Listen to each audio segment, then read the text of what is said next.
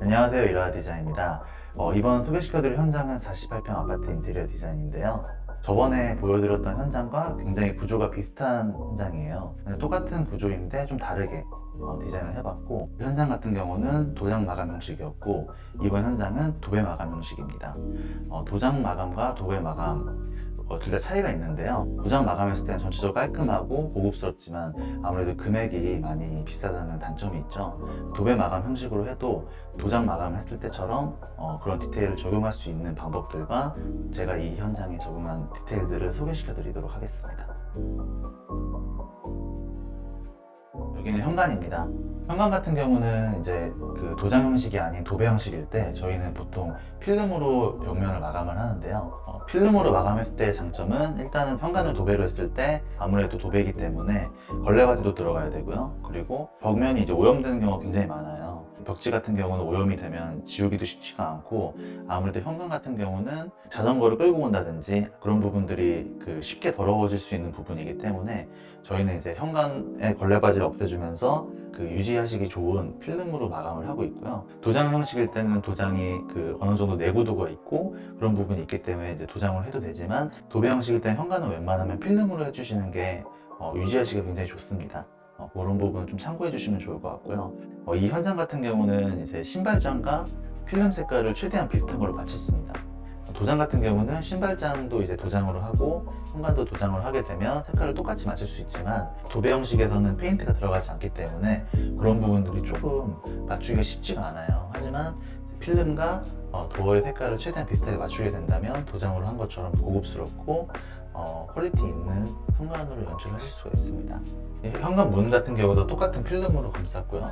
그 다음에 이제 이 부분이 이제 신발장인데, 여기도 현관이 좀 좁았던 현장이에요. 그런 부분 현관을 확장을 해서 이 부분을 이제 여기 클라이언트 분께서는 현관 신발장을 좀 넓게 쓰시길 원하셨어요. 그래서 이쪽을 이렇게 팬트리장으로 연출을 해왔고, 이렇게 되면 이제 신발장의 수납도 굉장히 많아지고, 기타 이제 장을 보고 오시는 물건이라든지 이런 것 다 수납이 가능하시고요. 여기 같은 경우는 이제 팬트리를 만들었는데, 이쪽이랑 이쪽 날개 부분은 이제 열리지 않는 도어예요. 근데 이 부분도 이제 똑같이 필름을 하게 되면은 아무래도 이제 비슷한 색깔을 해도 티가 많이 나니까 똑같은 문짝 재질로 해서 이제 신발장처럼 보일 수 있도록 제작을 하였고요. 이쪽은 문이 열리는 부분이고 이쪽은 문이 열리지 않는 부분이기 때문에 이쪽 라인을 정확하게 맞춰줬습니다. 여기도 이제 똑같이 상부 구동형 레일로 제작을 해서 이런 식으로 닫힐 수 있도록 제작을 했습니다.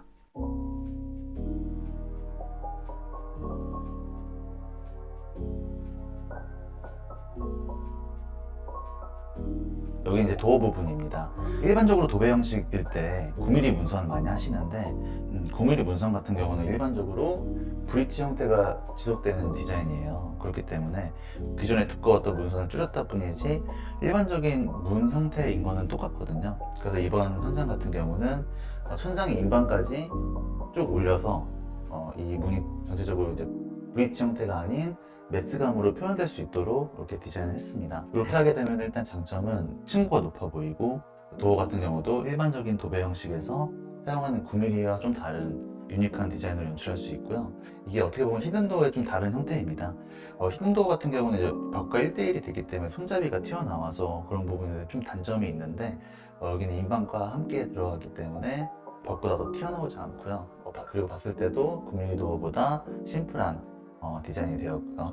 필름이나 도장으로 이제 이런 형식의 도어를 했을 때는 이쪽은 그냥 이런 식으로 감아서 몰딩이 튀어나오지 않아도 돼요. 하지만 도배 형식일 경우에는 저희 밑에는 걸레바지가 들어가기 때문에 걸레바지가 들어갈 수 있는 틈이 이런 식으로 튀어나와서 밑에 걸레바지도 안정적이게 받아줄 수 있게끔 마감 디테일이 적용이 되어야 합니다. 그리고 여기도 화장실에서 사용하실 수 있는 용트위치로 이렇게 구성을 해드렸고요. 여기는 거실 화장실입니다.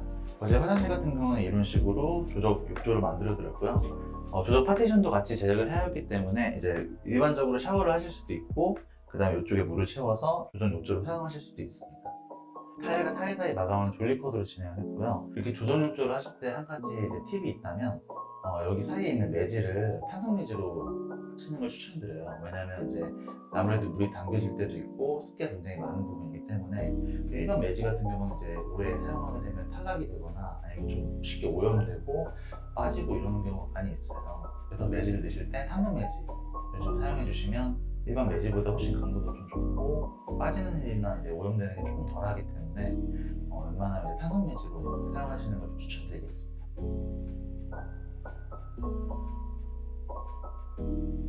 이쪽은 이제 안방 화장실입니다. 안방 화장실도 마찬가지로 이렇게 그 조적 파티션으로 샤워 공간을 만들어 드렸고요. 밑에는 프렌치 유카를 제공해갖고 샤워하시기 편하시게 깊게 공간을 빼드렸습니다. 그리고 위에 사용된 건 흰백 휴젠드고요. 휴젠드가 있으면 일단은 뭐 샤워하고 나서 이 물기라든지 뭐 습기라든지 이런 것들을 온풍으로 말리면 또 쾌적하게 사용하실 수 있고, 확실히 이제 환풍기보다는 좀 여러 가지 기능이 있기 때문에 아무래도 좀 이제 화장실이 춥거나 아니면 이제 바닥 난방을 고려하시고 계신 분들은 이렇게 휴젠트를 사용하시면 또 쾌적하게 화장실을 사용하실 수가 있습니다.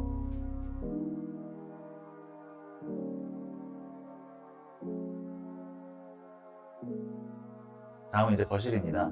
거실 같은 경우도 이제 여기는 도배형식이기 때문에 어쩔 수 없이 걸레바지가 들어가줘야 돼요.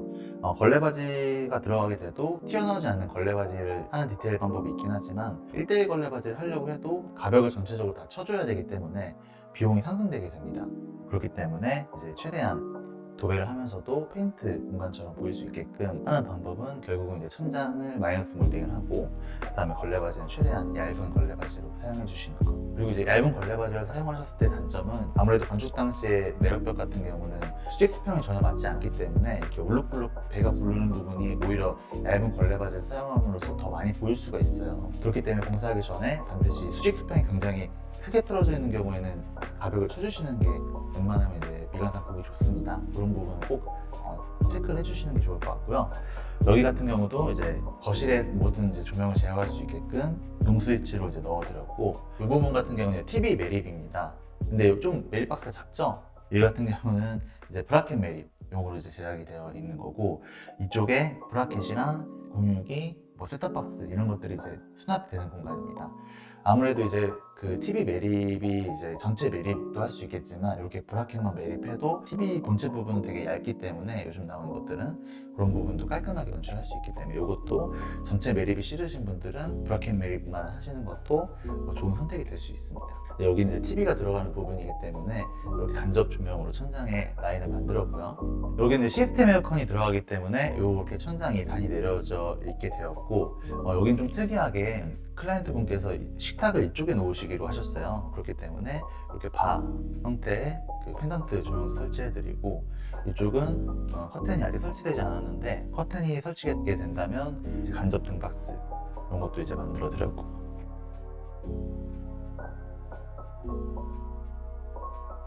그리고 이쪽은 거실 화장실부터 주방까지 이어지는 벽 부분인데 똑같이 필름으로 이런 식으로 깔끔하게 마감을 해서 주방 쪽을 좀 무게감이 있게끔 잡아줄 수 있는 색깔로 선택을 하였고요. 필름으로 마감했기 때문에 걸레바지가 들어가지 않을 수 있는 장점이 있어요. 이런 식으로 포인트를 줬습니다. 그리고 이쪽은 안방과 안방 맞은편 방이 만나는 부분인데요. 여기 같은 경우는 이제 비밀이 하나 숨겨져 있습니다. 이 집은 원래 분배기가 이쪽에 있어서 소파 놓기도 굉장히 불편하고 애매한 위치이기 때문에 이 아파트가 공통으로 갖고 있는 단점이었어요. 그런 부분을 좀 이렇게 보완하고자 이쪽에 있는 분배기를 이쪽으로 옮겼습니다. 그래서 이렇게 분배기 키 큰 창이 생기게 되었고, 이 아래 부분을 보시면 이렇게 분배기가 자리 잡고 있고, 위에도 수납을 하실 수 있도록 크게 수납 공간을 만들어 드리고, 골프백도 사용하실 수 있도록 이제 넉넉한 수납 공간을 만들어 드렸습니다.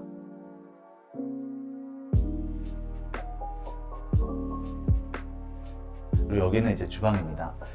어떻게 보면 이 집의 특징이라고 볼 수 있는 이 홈바인데요. 여기 클라이언트 분께서 이쪽에 식탁 자리에 식탁을 놓지 않으시고 저 거실 확장된 부분으로 식탁을 옮기셨기 때문에 이 공간이 굉장히 넓은 공간이 생기게 되었어요. 그래서 이렇게 그 홈바를 연출해서 이쪽에 커피 머신을 놓으시고 이렇게 집에 작은 바를 이제 사용하실 수 있는 부분을 이제 만들어 드렸습니다. 똑같은 통일감을 위해서 벽면과 이 가구 들어가는 색깔을 최대한 맞췄고요. 이쪽은 필름으로 제작을 하였고 여기는 이제 EP로 마감을 했습니다. 그래서 이렇게 분위기 있는 바가 생기게 되었고, 이쪽으로 이렇게 넘어와 보시게 되면 이쪽에 또 수납할 수 있는 하부장을 만들어 드렸습니다. 근데 이쪽이 각이 지게 된다면 좀 날카로울 수가 있을 것 같아서 이렇게 라운드로 처리를 해드렸고, 이렇게 해서 이쪽은 서랍도 다 사용하실 수 있도록, 서랍과 수납장 다 사용하실 수 있도록 수납 공간을 만들어 드렸습니다. 이쪽에서 또 보이는 융 스위치, 여기 있는 부분으로 이 주방에 있는 모든 조명들을 제어할 수 있게끔 디자인을 잡았고요. 여기 같은 경우도 똑같이 거실, 화장실에서부터 이어져 오는 똑같은 필름으로 마감을 해서 이 집의 이 부분이 기둥처럼 잡아주는, 그렇게 메스를 잡았습니다. 여기 같은 경우는 이제 여기 전자레인지라든지 기타 가전제품들이 올라갈 공간이기 때문에 이런 식으로 콘센트랑 USB를 사용하실 수 있는 포켓 콘센트를 만들어 드렸고요. 이쪽 부분도 마찬가지로 냉장고가 수납될 수 있는 냉장고 장과, 여기 부분 같은 경우는 비트 공간이에요. 비트 공간이기 때문에 똑같이 통일감을 느낄 수 있도록 이렇게 가구 도어 재질로 제작을 하였습니다. 그리고 이쪽 부분이 주방이 확장되면서 저번 영상에서 보여드렸던 것처럼 이렇게 내열벽 기둥을 감싸고 있는 커다란 아일랜드를 넣었습니다. 다른 부분이랑 이쪽은 개수대나 인덕션이 들어가지 않아서 좀 넓은 공간이 연출되었고요. 이 부분도 이제 무릎이 들어갈 수 있는 공간을 만들어서 바체어 같은 걸 놓으셔서 간단한 식사라든지 아니면 이제 뭐 차 한 잔 마실 수 있는 공간을 만들어 드렸습니다. 그리고 이제 이쪽 부분도 다 수납이 가능하기 때문에 수납 공간은 굉장히 많습니다. 그리고 하나 여기 숨어있는 디테일을 말씀드리자면, 여기가 도어가 이렇게 열려요. 이렇게 열리고 이렇게 닫힙니다. 이게 뭐가 다른 거냐면, 도어 여는 방향을 조절해서 여기 보이는 EP 부분을 가려줬어요. 그래서 여기 EP 부분을 가려줄 수 있어서 좀 더 이제 심플하게 연출할 수 있도록, 이런 디테일. 그렇기 때문에 이제 여기 도어도 여기는 이렇게 열리고, 여기도 옆면 부분을 가려주기 위해서 이런 식으로 도어 여는 방향을 조절해서 옆에 마감대를 가려줄 수가 있습니다. 이런 부분도 참고하셔서 이제 디자인 하실 때 적용하시면 좋을 것 같고, 여기는 이제 싱크대입니다. 싱크대 공간도 이런 식으로 제가 말씀드리는 상부장과 하부장 사이에 650 사이즈를 이제 맞춰서 또 제작을 하였고, 벽면도 인조 대리석으로 마감해서 관리하시기도 편하고, 이 조명 들어가는 라인도 깔끔하게 연출하실 수 있도록 제작을 하였습니다. 여기 벽면까지는 인조 대리석이고, 이런 식으로 가서 여기에 또 그 아일랜드와 하부장, 여기도 하부장도 이렇게 수납이 가능하고요. 어떻게 보면 이제 보조 주방으로 좀 사용하실 수 있는 공간이고, 여기도 서랍, 볼룸 하드웨어를 사용해서 서랍을 넣어 드렸습니다. 이렇게 되어 있는 구조에서 사실 이제 저번 영상이랑 똑같은 레이아웃을 사용한 거는, 결국은 이 레이아웃을 했을 때 아일랜드가 가장 크게 들어갈 수 있는 형태예요. 그래서 이제 이런 아일랜드를 원하시는 분들이 굉장히 많기 때문에 이런 형식으로 제 레이아웃을 진행을 하면서 그 도장 형식과 도배 형식이었을 때 다른 부분들을 좀 설명드리기 위해서 영상을 좀 제작하게 되었고요. 여기는 마찬가지로 이제 세탁기가 들어가는 세탁실입니다. 세탁기가 들어가는 부분의 단이 이제 이쪽이 우수관 때문에 세탁기가 좀 깊게 들어갈 수가 없어서 혹시 몰라서 이제 여유를 많이 빼놨고요. 요거는 이제 간단한 그 빨래들을 넣을 수 있는 빨래 건조대, 이렇게 봉 형식으로 제작을 해서 달아드렸습니다.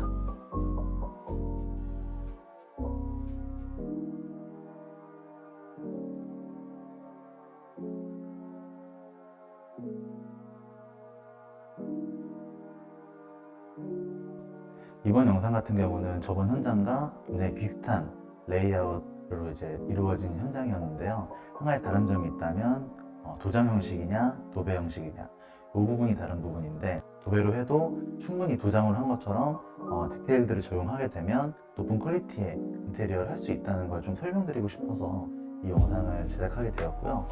또 이 집의 다른 점은 제가 보통 주백색을 굉장히 많이 사용하는데, 여기 현장 같은 경우는 전구색으로 사용을 했어요.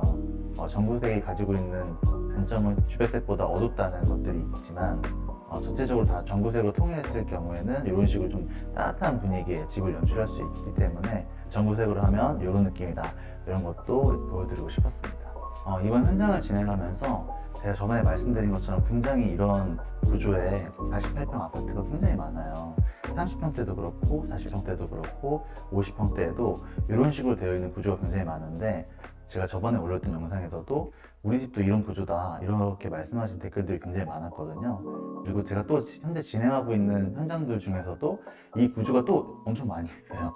그래서 그 영상들을 좀 다 다르게 디자인을 해서 이런 구조에서는 이런 식의 디자인도 가능하고 이런 식의 디자인도 가능하다라는 것들을 좀 자세하게 설명드릴 수 있도록 앞으로도 영상을 많이 제작할 테니까 좋아요와 구독 부탁드립니다.